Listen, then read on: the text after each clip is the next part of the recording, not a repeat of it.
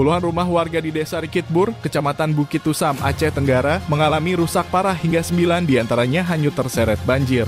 Data sementara dampak banjir semalam membuat 52 rumah rusak parah dan 9 rumah hanyut di Desa Rikitbur.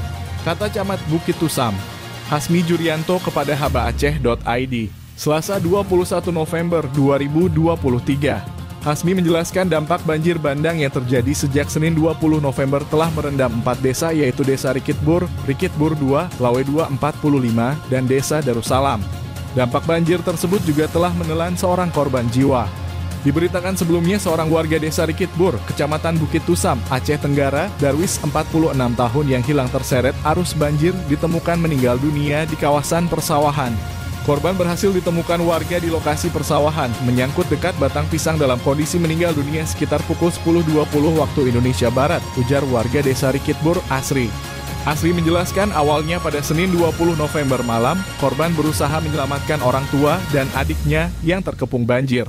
Korban juga kembali ke rumah adiknya untuk menyelamatkan barang-barang tersisa berjarak sekitar 10 meter dari rumah korban. Namun korban tak kunjung kembali dan diduga menghilang terbawa arus air sekitar pukul 19.20 waktu Indonesia Barat. Hingga malam hari warga bersama petugas BPBD, TNI Polri langsung mencari korban.